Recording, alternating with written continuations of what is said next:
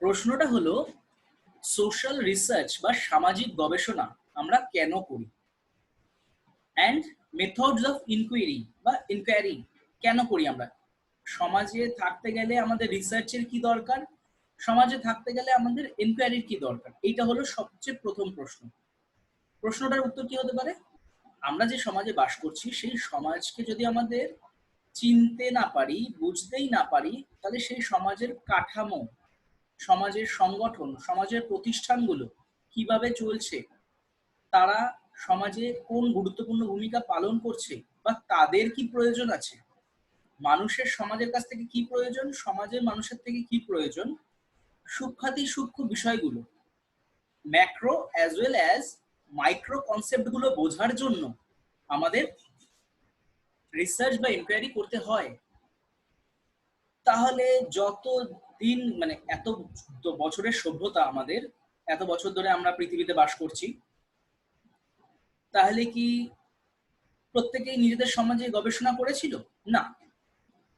ওই যে বলেছিলাম, কার্ল মার্কস ভারতবর্ষের ওপর লিখেছিল, কিন্তু কোনোদিনও ভারতবর্ষে আসেনি। ম্যাক্স ওয়েবার ভারতীয়দের ধর্মের ওপর লিখেছিল, কিন্তু কোনোদিনও ভারতবর্ষে আসেনি। কিভাবে তাহলে এই বড় বড় পণ্ডিত মানুষেরা ভারতবর্ষে না এসে ভারতবর্ষের নির্দিষ্ট কোনো বিষয় সম্পর্কে তাদের জ্ঞান দিতে পেরেছিলেন? Secondary data. ভারতবর্ষে তখন রাজ করছে east India company. East India company ভারতবর্ষের কাস্ট কালচার নিয়ে কিছু লিখলো, সেগুলোই স্টাডি করলো কার্ল মার্কস, তার উপর ভিত্তি করে নিজের একটা থিওরি উনি রচনা করে দিলেন ভারতের উপরে। ভারতবর্ষে তখন আছে ইস্ট ইন্ডিয়া কোম্পানি, সেখানেই কিছু অফিসিয়াল ভারতবর্ষের ধর্মের ওপরে কিছু লিখলো, সেটাই পড়লো ম্যাক্স ওয়েবার, সেটা পড়ে উনি ভারতবর্ষের ধর্মের ওপর একটা তত্ত্ব লিখে দিলেন। এইভাবে চলতো সামাজিক বিজ্ঞান, কিন্তু এইভাবে তো বেশি দিন চলতে পারে না। ফর এক্সাম্পল, আমি তন্ময়ের বাড়িতে গেলাম একদিনের জন্য, এক বেলার জন্য, 1 ঘন্টার জন্য, মাত্র 1 ঘন্টার জন্য তন্ময়ের বাড়িতে গেলাম। আমি তন্ময়ের সাথে কথা বললাম, ওর ঘরে যা যা দেখলাম বা আমার যেরকম লাগলো, আমি বাড়িতে এসে একটা ডায়েরিতে লিখে ফেললাম যে তন্ময় ছেলেটা একটু কেমন যেন, ভালো লাগলো না আমার, ঠিক দাড়ি ঠাড়ি রেখেছে, কেমন যেন একটু, ও মনে হয় খুব কুসংস্কারে বিশ্বাসী, একটু অ্যাক্টিভ না, পড়াশোনাতেও হয়তো ওর মন নেই, ইটিসি ইটিসি ইটিসি, যা আমার মনে হলো 1 ঘন্টায় আমি লিখলাম। সেই লেখাটাই পড়লো সায়নদা পড়ে আরো বেশি কিছু লিখলো। তন্ময় তো অর্থোডক্স, তন্ময় কনজারভেটিভ, তন্ময় ধর্মের আবহে পুরো আচ্ছন্ন, তন্ময় যুক্তি কি তাই জানে না। সেটাই আবার পড়লো পাবলিক, সায়নদা যেটা লিখলো। ও আচ্ছা তন্ময়, তুমি তাহলে এরকম, বিষয়টা বোঝা গেল। এইভাবে সামাজিক বিজ্ঞান চলতো, এবং এটাই স্বাভাবিক যে যে বিষয়ে আমরা যা জানি আসলে সেটা হয়তো তা না। এই যে সেকেন্ডারি ডেটা মাধ্যমে আমরা ভুল জিনিস জানতে জানতে আজ আমরা এই জায়গায় পৌঁছেছি। এর একটা শেষ হওয়া দরকার ছিল, শেষটা হলো অ্যানথ্রোপোলজির হাত ধরে। অ্যানথ্রোপোলজিতে আছে এথনোগ্রাফি। এথনোগ্রাফির বাংলা পাবে তোমরা নৃতত্ত্ববিদ্যা। কি জিনিস নৃতত্ত্বটা? কি কোনো একটা কালচার, সেই কালচারের যে সমস্ত মানুষেরা থাকে, মানে সেই কালচারে বিশ্বাসী যে মানুষরা আছে, তারা সেই কালচারটাকে ধরে রাখে, কালচারটাকে ভালোবাসে, সেই কালচারের সাথে অন্য কালচারকে মিশতে দেয় না, এবং নিজের কালচারটাকেই খুব সুন্দর, সুপিরিয়র, ইটিসি বলে মনে করে। সাধারণত এই যে কালচারকে কেন্দ্র করে একটা যে জনগোষ্ঠী, এখান থেকেই এই এথনো কথাটা এসেছে, মানে নৃকুল। এবং সেটাকে যে স্টাডি করা, তার মানে এটা আমি কালচারকে স্টাডি করছি, একটা কালচারকে স্টাডি করছি, মানে একটা সোশ্যাল সিস্টেম, একটা social structure, various social institutions, various social actions, reactions, attitudes, behaviors, customs, laws, morality, এগুলো আমি স্টাডি করছি। এইটা হচ্ছে এথনোগ্রাফি, যে সেই সমাজে গিয়ে যে সেই সমাজে গিয়ে আমি স্টাডিটা করছি ফিল্ডে নেমে। ফিল্ড কথাটা যখন বললাম আরেকটা কথাই উঠে এলো, এথনোগ্রাফির আন্ডারে যেটা পড়ে সেটা হচ্ছে ফিল্ড স্টাডি, ক্ষেত্র সমীক্ষা। যে একদম মাঠে নেমে, ক্ষেত্র মানে মাঠ, ক্ষেত্রে গিয়ে আমি যে সমীক্ষাটা করবো, এই সমীক্ষাটা নানা ধরনের হতে পারে, ইন্টারভিউ মেথড, কোশ্চেনিয়ার মেথড। তাহলে কোথাও যেন সেই যে আর্মচেয়ার সোশিওলজি, আর্মচেয়ার সোশিওলজি মানে আরাম কেদারায় বসে আনন্দের সাথে গল্প লেখা, তার যে প্রবণতা সেটা ভাঙার জন্যই যে নতুন একটা মেথড সামাজিক বিজ্ঞানে এসেছিল, সেটাকেই আমরা এই রিসার্চ মেথোডোলজি বলে থাকি। রিসার্চ মেথোডোলজির মধ্যে অনেকগুলো তাহলে মেথড আছে কিভাবে আমরা বিষয়টাকে ধরব, কোন সমাজ কিভাবে চলছে, কিভাবে চলতে পারে, কিভাবে চলা উচিত ছিল, কেন সেভাবে চলছে না, সেখানে মানুষদের চাওয়া পাওয়া, ইচ্ছা অনিচ্ছা কি, সেইগুলো আমরা এই রিসার্চ মেথোডোলজি দিয়ে ধরতে পারি। আরো সহজভাবে বলতে পারি, রিসার্চ মেথোডোলজি তো একটা প্রক্রিয়া, বড় প্রক্রিয়া। তোমাকে আমি বললাম যে খিচুড়ি রান্না করো, এইবার তুমি কি দিয়ে রান্না করবে সেটা কিন্তু মেথড, কিভাবে খিচুড়িটা তোমার মনে হয় সবচেয়ে সুন্দর একটা খিচুড়ি তৈরি হবে। তাহলে কোনো রিসার্চ মেথোডোলজিতে সেই রিসার্চারের ওপর ডিপেন্ড করে যে সে কত সুন্দরভাবে রিসার্চ ডেটাটা আনতে চায়, তার উপর ভিত্তি করেই কিন্তু সে নির্দিষ্ট নির্দিষ্ট মেথডগুলো ব্যবহার করে, এবং সেই মেথডগুলোই আমরা শিখবো কি কি মেথড হতে পারে যার ফলে একটা সুন্দর পরিকল্পিত ডেটা আমরা পেতে পারি। এবং এটা যখন আমরা শিখবো তখন আমরা জানবো এক একটা সমাজে, এক একটা সমাজে, এক একটা সিচুয়েশনে, এক একটা মানুষের সাথে, এক একটা গোষ্ঠীর সাথে এক এক রকম মেথোডোলজি খাপ খায়। একই মেথোডোলজি সব জায়গায় ব্যবহার করতে পারবো না, এটা হচ্ছে সবচেয়ে বড় কন্ডিশন। তাই আমাকে আগে জানতে হবে কত ধরনের মেথড আছে, যার কারণে বলছিলাম যে এই মেথডোলজি মানে তুমি যেটা বললে যে ফিল্ড ভিউ, হ্যাঁ, মানে যেটা আর কি মাঠ মানে জায়গায় গিয়ে গিয়ে সেখানকার মানে নিজের চোখে জিনিসটা আর কি দেখে পর্যবেক্ষণ করে সেটার সম্বন্ধে মতামত বা কিছু রিসার্চ করা। তো এখানে আর কি এই কোথাও মানে কোনো একটা যখন ফিল্ড ভিউ এর জায়গায় এসছে এখানে আবার মানে তুমি যে বললে যে আলাদা আলাদা মেথডোলজি কাজ করে, এই জায়গাটা আমি একটু বুঝতে পারলাম না যে কোন একটা গিয়ে আমি আর কি জিনিসটা জানবো, এবার এটাতে আবার আলাদা হওয়ার কি আছে, যেখানে যে স্থান আলাদা হতে পারে কিন্তু যা কাজ তো একই। ক্রমশ প্রকাশ্য, তোমার প্রশ্নের উত্তর ক্রমশ প্রকাশ্য, ঠিক আছে, আসছে। এখান দিয়ে ধরি, তোমার প্রশ্নটা দিয়ে ঢুকি, যে আমি কোনো একটা সমাজে কি জানতে চাইছি সেটা এক একটা সমাজের উপর ডিপেন্ড করছে, এক একটা সিচুয়েশনের উপর ডিপেন্ড করছে, এক একটা গোষ্ঠীর উপর ডিপেন্ড করছে। এগুলো আমরা যখন ওই প্রত্যেকটা মেথড শিখে যাব তারপর আমি উদাহরণগুলো নিয়ে খেলতে আমাদের সুবিধা হবে। প্রথমে আমরা বোঝার চেষ্টা করলাম যে এখন যে রিসার্চ মেথোডোলজিটা কেন দরকার, কেন এসেছে, কোথা দিয়ে এসেছে, এসেছে অ্যানথ্রোপোলজির হাত ধরে। এটা তোমাদের এমনি জানানোর জন্য বলে রাখি, দুই ভদ্রলোক ছিলেন, র্যাডক্লিফ ব্রাউন আর ম্যালিনোস্কি। এই ব্রাউন আর ম্যালিনোস্কি এরা প্রথম নির্দিষ্ট নির্দিষ্ট দ্বীপে গিয়ে সেখানকার আদিবাসীদের ওপর গবেষণা করে। তখন থেকেই মানুষ বুঝতে পারে যে একটা সামাজিক কাঠামোকে দূর থেকে অনুধাবন করা ঠিক না, উচিত না, সঠিক তথ্য আসে না। তো তাদের হাত ধরেই এই সোশিওলজির যে এথনোগ্রাফ মূলক যে যাত্রা সেটা শুরু। এম.এন. শ্রীনিবাস, জি.এস. গুরে, প্যাট্রিক গেডেস, যে বা যারাই স্টাডি করেছে তারা কিন্তু প্রত্যেকে নির্দিষ্ট গ্রামে গিয়ে মিনিমাম 1.5 থেকে 3 বছর থেকেছে, থেকে সেই গ্রামটাকে তারা স্টাডি করেছে। উদ্যোগটা এসেছিল অ্যানথ্রোপোলজিস্টদের হাত ধরেই, সেটা মেনলি ব্রাউন এবং ম্যালিনোস্কি। তাহলে রিসার্চ মেথোডোলজির গুরুত্বটা বোঝা গেল যে কেন ইম্পর্টেন্ট। আরো কিছু গুরুত্ব আছে।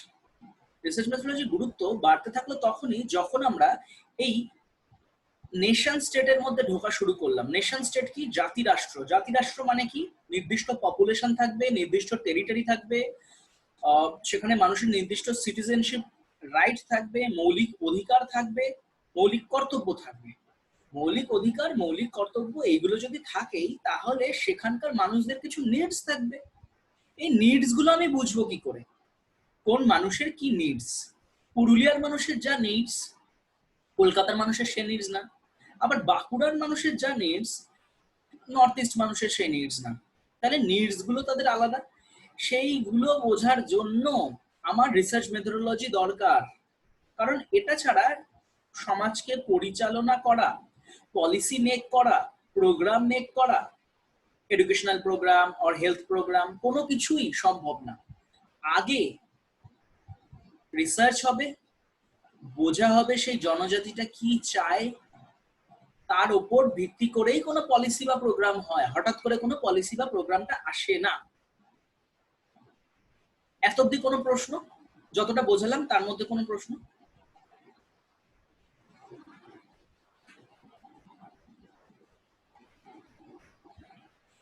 প্রথমেই আমরা ঢুকবো সার্ভে মেথডে।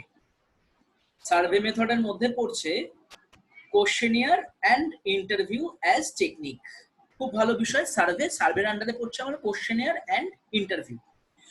কোশ্চেনিয়ার আলাদা, ইন্টারভিউ আলাদা। হ্যাঁ, ধরো তন্ময়কে আমি আমার বাড়িতে ডাকলাম, বা আমি তন্ময়ের বাড়িতে গেলাম। তন্ময়কে একটা লম্বা কাগজের লিস্ট ধরিয়ে দিলাম, যেখানে 1 থেকে 30টা প্রশ্ন আছে। এ নাও তন্ময়, একটু পড়ে পড়ে প্রশ্নগুলোর উত্তর দাও তো, খাতার মধ্যেই, ওই কাগজের মধ্যেই উত্তর দাও। এটা হচ্ছে কোশ্চেনিয়ার। এটাকে আমি বলবো শিডিউলড কোশ্চেনিয়ার। তাহলে যখন আমি কোনো রেসপন্ডেন্টকে কতগুলো কোশ্চেন যা কিনা আগে থেকে ফিক্সড, সেইগুলো বসিয়ে দিচ্ছি একটা কাগজের মধ্যে, এবং তাকে শুধু বলছি যে ফিল আপ করো, এটা হলো কোশ্চেনিয়ার। ইন্টারভিউ কি? তন্ময় আমার বাড়িতে এলো, ওই কাগজটা আমার হাতে, আমি তন্ময়কে প্রশ্ন করছি, তন্ময় উত্তর দিচ্ছে, আমি লিখছি, এটা ইন্টারভিউ। সেলিব্রিটিদের কিন্তু কোশ্চেনিয়ার হয় না। সেলিব্রিটিদের যে সাক্ষাৎকারগুলো হয়, সেগুলো কিন্তু কোশ্চেনিয়ার মেথডে হয় না, যে শাহরুখ খানকে একটা কাগজ ধরিয়ে দিল সাংবাদিক, দাদা একটু ফিল আপ করে দিন, পেপারে ছাপবো। না, এরকম ভাবে হয় না, তাকে প্রশ্ন করা হয়। এইবার ইন্টারভিউ এর একটু গভীরে ঢুকি, তারপর কোশ্চেনিয়ারের সাথে পার্থক্যগুলো বার করবো। ইন্টারভিউ এর গভীরে কিভাবে ঢুকবো? ইন্টারভিউ নিচ্ছি মানেই আমি তন্ময়কে জিজ্ঞাসা করবো, তন্ময় তোমার কি করতে ভালো লাগে? তন্ময় বলবে আমার কবিতা লিখতে ভালো লাগে। তাই যদি হয়, ইন্টারভিউতে তাহলে আমার জায়গা আছে যে উত্তরটা আসলো সেই উত্তরটাকে ধরে আবার আরেকটা প্রশ্ন করার, কোন ধরনের কবিতা ভালো লাগে, কার কবিতা পড়তে ভালোবাসো, কেমন কবিতা ভালো লাগে, প্রেমের না বিরহের। ইন্টারভিউতে এই অপশন থাকে যে আমি কোশ্চেন মেক করে যাচ্ছি উত্তরের উপর ভিত্তি করে। যদিও আমার হাতে একটা কোশ্চেনিয়ার আছে, তা সত্ত্বেও এই যে আমি আরো কোশ্চেন মেক করছি, মানে বানাচ্ছি, স্ট্রাকচার করছি, এইটা ধরনটাকে কি বলে বলে দিচ্ছি। একটা হচ্ছে স্ট্রাকচার্ড কোশ্চেনিয়ার, আরেকটা হচ্ছে সেমি স্ট্রাকচার্ড কোশ্চেনিয়ার। আমি ইন্টারভিউটা যখন শুরু করেছিলাম, আমি শিডিউলড স্ট্রাকচার কোশ্চেনিয়ার ধরে শুরু করেছিলাম, but it is flexible. Flexible তার ফলেই ওর কি ভালো লাগে সেই প্রশ্নটাকে কেন্দ্র করে আমি আরো আরো প্রশ্নে ঢুকে যাচ্ছি। তাহলে স্ট্রাকচারটাকে আমি এবার ভেঙে দিচ্ছি। জিজ্ঞাসা করে ভেবেছিলাম যে জিজ্ঞাসা করবো তোমার কি করতে ভালো লাগে, কিন্তু আমি কখনো বুঝিনি যে ও বলবে যে আমার কবিতা লিখতে ভালো লাগে। তাহলে তো এবার আমি একটু নতুন পেলাম, তাহলে তো আর স্ট্রাকচারের মধ্যে আমি থাকতে পারলাম না। সরি, এই যে স্ট্রাকচারের মধ্যে আমি থাকতে পারলাম না, এটাই হচ্ছে ইন্টারভিউ বা আনস্ট্রাকচার্ড আর সেমি স্ট্রাকচার্ড ইন্টারভিউ এর একটা বিশেষ গুরুত্বপূর্ণ দিক। কেন বিশেষ গুরুত্বপূর্ণ দিক? তোমাকে আমি বেঁধে দিচ্ছি না, বা আমি নিজেকে বেঁধে রাখছি না যে আমি তন্ময়কে এই প্রশ্নগুলোই করবো, জিজ্ঞাসা করবো, চলে আসবো। আর বাদ বাকি আরো ইনফরমেশনও দিতে চাইবে, কোনো ইনফরমেশনই আমি নেবো না। আমি বলবো যে বাবা আমি শুধু জিজ্ঞাসা করবো কি ভালো লাগে, ওটুকু শুনেই আমি চলে আসবো, আর কিছু আমার জানার দরকারই নেই।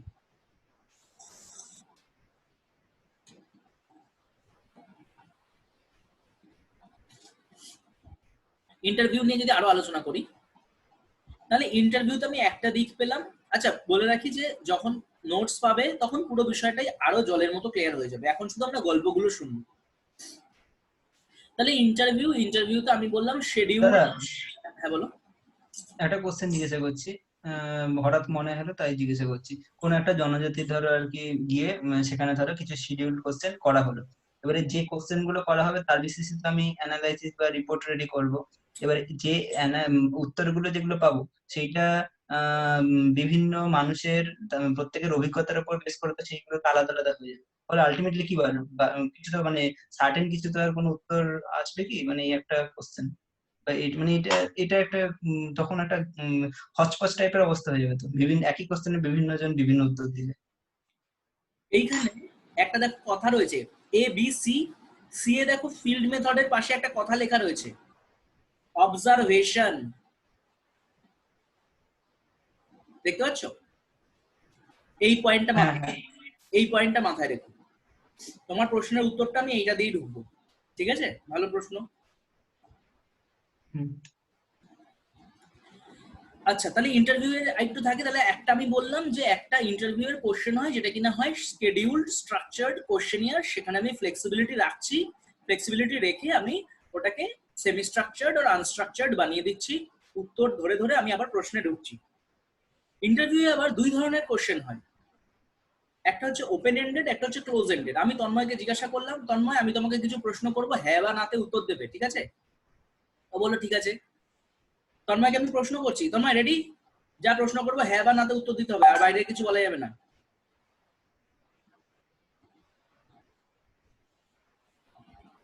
তোমার মাথায় যে সমস্যা আছে তোমার বাড়ির লোক জানে? হ্যাঁ বা নাতে উত্তর দাও।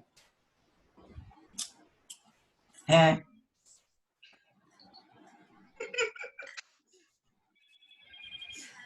তাহলে বিষয়টা হচ্ছে,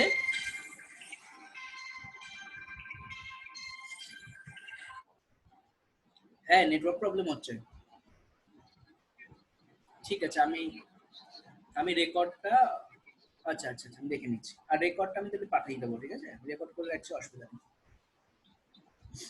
তাহলে যখন আমরা কোনো বিষয়কে হ্যাঁ বা নাতে বাঁধতে চাই, আপনার এটা ভালো লাগে, হ্যাঁ না, আরে আমি এটা খাইনি কোনোদিনও, আমার কি ভালো লাগবে, তখন সেখানে বায়াসড উত্তর আসার একটা চান্স থাকে। বায়াসড মানে যেটা কিনা আসলে সত্যিই না। এই যে যেমন আমি তন্মাকে জিজ্ঞাসা করলাম হ্যাঁ না, ও ভাবছে কি আমি যদি হ্যাঁ বলি তার মানে এটাই দাঁড়াচ্ছে যে আমি পাগল, আমি যদি না বলি তাহলেও এটা দাঁড়াচ্ছে যে আমি পাগল। কিন্তু এটা তো কোনোটাই সত্যি না, তাহলে আমাকে বেঁধে দিল কোশ্চেন দিয়ে এইভাবে। এটা হচ্ছে ক্লোজ এন্ডেড কোশ্চেন্স। ইন্টারভিউ এবং কোশ্চেনিয়ারে দুটোতেই এই ধরনের কোশ্চেন রাখা যায়, অনেকেই রাখে, কিন্তু এটা রাখা উচিত না। কোন কোন জায়গায় রাখবো, ধরো কোনো জায়গায় আমি বুঝতে পারছি যে হ্যাঁ এইখানে রাখা যায়। যে সায়নদাকে জিজ্ঞাসা করলাম যে সায়নদা তোমার কি খেতে ভালো লাগে, বললো আমার বিরিয়ানি খেতে ভালো লাগে। আচ্ছা তাহলে কি তুমি ফুচকা খাও না? না আমি খাই না। এইখানে ঠিক আছে, যে ঠিক আছে এটা হ্যাঁ নাতে মাপা যাচ্ছে। কিন্তু আমি যদি ফার্স্টে প্রশ্নই রেখে দিই, সায়নদার কাছে যদি আমি এটাই প্রশ্ন রাখি যে তুমি কি দেখতে ভালোবাসো, শক্তিমান না পোকেমন, সায়নদা শক্তিমানও দেখে না পোকেমনও দেখে না, ও কি উত্তর দেবে? আমি বেঁধে দিচ্ছি ক্লোজ এন্ডেড। তার মানে যেখানে রিসার্চার নিজে উত্তরদাতাকে বা রেসপন্ডেন্টকে এক বা একাধিক উত্তরের মধ্যেই বেঁধে রেখে দেবে, এটাকে বলে ক্লোজ এন্ডেড কোশ্চেন্স। আর যেখানে আমি তোমাকে ছাড় দেব, সায়নদা তোমার কি দেখতে ভালো লাগে, সায়নদা বলে আমার রামায়ণ দেখতে ভালো লাগে, ওপেন এন্ডেড কোশ্চেন। তাহলে একটা বুঝলাম open ended, close ended, structured, semi structured আর আনস্ট্রাকচার্ড। আর যেটা বুঝলাম যে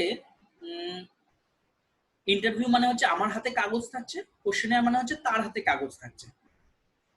ইন্টারভিউ আর কোশ্চেনিয়ারের আরো কিছু সুযোগ মানে সুবিধা অসুবিধা বা গুরুত্ব নিয়ে যদি আলোচনা করি, আমি এখন তন্ময়কে জিজ্ঞাসা করলাম, ঠিক আছে তন্ময় আমি ইন্টারভিউ নিচ্ছি, রাস্তায় নিচ্ছি, স্কুলে নিচ্ছি, তন্ময়ের বাড়িতে নিচ্ছি, যেখানেই নিচ্ছি, আমি তন্ময়কে জিজ্ঞাসা করলাম তন্ময় ওই মেয়েটার কি খবর। এই প্রশ্নের উত্তর কোনোদিনও তন্ময় দেবে না। পাশে ওর মা ঘুরে বেড়াচ্ছে, পাশে ভাই খেলা করছে, তন্ময় পুরো ঘাবড়ে যাবে, হ্যাঁ না মানে কি কি কি বললে মানে বুঝতে পারলাম না, না দাদা আমি একটু ব্যস্ত আছি, আমি পরে আসবো, পরে কথা বলছি আমি। ইন্টারভিউতে এই সমস্যাটা হয়। ইন্টারভিউতে এমন কোনো সেন্সিটিভ কোশ্চেন রাখা যায় না যেটা বলতে রেসপন্ডেন্টের কোন রকম সমস্যা হতে পারে, এই কারণে এই ধরনের কোশ্চেন ধরে কোশ্চেনিয়ারে পাঠিয়ে দিতে হয়। কোশ্চেনিয়ার মানে তন্ময়ের আমি হাতে ধরিয়ে দেবো, আচ্ছা তন্ময় এইটা একটু নাও, তুমি একটু ফিল আপ করে দিও তো আমায়। আরেকটা সুবিধা, ফিল আপ করে দিও যখন তোমার সুবিধা। আমি তন্ময়ের বাড়িতে এখন চলে এলাম মনেই ইন্টারভিউ দিতে হবে তন্ময়কে, তন্ময় যা ভাবে ওকে একটা ইন্টারভিউ দিয়ে চলে যাবে, হ্যাঁ হ্যাঁ হ্যাঁ হ্যাঁ না হ্যাঁ হ্যাঁ হ্যাঁ ওই ওই তো হ্যাঁ হ্যাঁ ওই মোটামুটি ওই যা হয় আর কি, এরকম বলেছে। কারণ তন্ময় তাড়াহুড়ো রয়েছে ইন্টারভিউতে, যেহেতু আমরা তার সময় মেনে যাই না অনেক সময়, সেই কারণে ইন্টারভিউতে এই সমস্যাটা হয় যে কোথাও না কোথাও তারা আমাদের সেই সময়টা দিতে পারে না, আগ্রহ থাকতে পারে না, বা পাশাপাশি লোক ঘুরে বেড়ায় তাই উত্তরটা ঠিকঠাক আসে না। কোশ্চেনিয়ারে কি তন্ময় তুমি বাড়িতে আছো, আমি তোমার বাড়িতে কোশ্চেনিয়ারটা দিয়ে আসছি তোমার হাতে, তুমি সুযোগ সুবিধা মতো আমাকে ফিল আপ করে দিও। তন্ময় কাজ থেকে এলো রাত্রিবেলায়, কাজ করে এসে ফিল আপ করলো, আমাকে পরের দিন দিয়ে দিল, কেউ জানতেও পারলো না, তন্ময় নিজের সুযোগ সুবিধা মতো ফিল আপ করলো, কোনো অসুবিধা হলো না। আর ওই যে সেন্সিটিভ কোশ্চেনটা, সেই কোশ্চেনটা ও একদম ইলাবোরেটলি জবাব দেবে সেখানে কোশ্চেনিয়ারে, ইন্টারভিউতে যেটা সম্ভব না। এই সুবিধাটা কোশ্চেনিয়ারের এবং ইন্টারভিউ এর, মানে যেটা ইন্টারভিউতে পাওয়া যায় না। আবার একটা অসুবিধাও আছে এই দিকটাকে কেন্দ্র করেই, যেহেতু ইন্টারভিউ মানে আমি মুখোমুখি সাক্ষাৎকার নিচ্ছি, আমি দেখতে পাচ্ছি তন্ময় মিথ্যা কথা বলছে না সত্যি কথা বলছে, আমি দেখতে পাচ্ছি তন্ময় অন্য থেকে জিজ্ঞাসা করে লিখছে কিনা, আমি দেখতে পাচ্ছি যে তন্ময় ঘাবড়ে যাচ্ছে কিনা।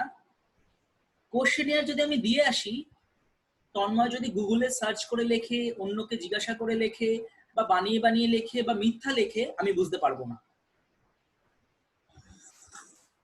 মনে হচ্ছে না আমি কমেডি করছি, এদিকেও সমস্যা ওইদিকেও সমস্যা, তা করবোটা কি আমি? কোশ্চেনিয়ারেও সমস্যা, ইন্টারভিউতেও সমস্যা। রিসার্চ মেথোডোলজি মানেই সমস্যা। সেই সমস্যাটাকে কাটিয়ে উঠে আমরা কিভাবে ডেটাটা বের করে আনবো, সেই প্রশ্নটাই তন্ময় করেছিল। ওই অবজারভেশনের প্রশ্নে আসবো বা আসছি।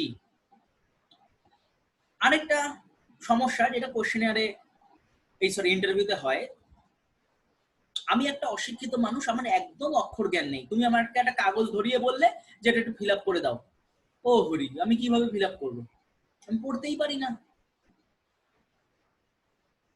সে কিন্তু ভুলভাল খোপে টিক দিয়ে বলবে এই নিন ধরুন করে দিয়েছি।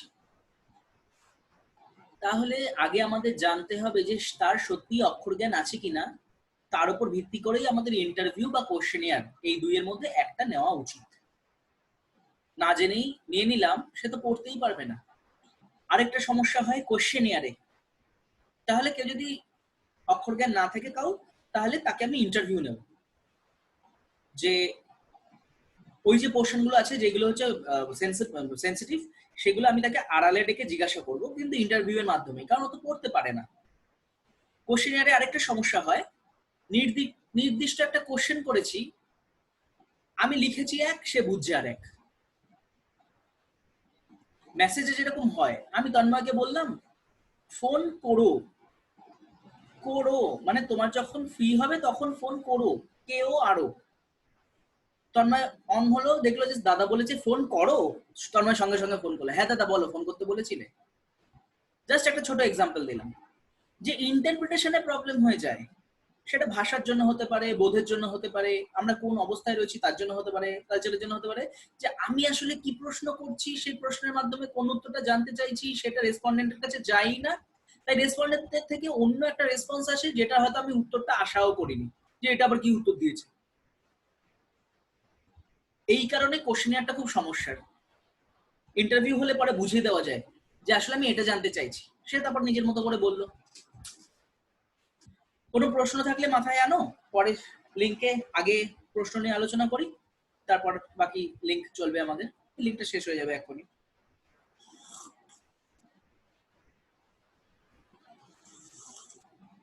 প্রশ্ন থাকলে ভেবে রাখো তন্ময়, কেমন সায়ন দাও তাই।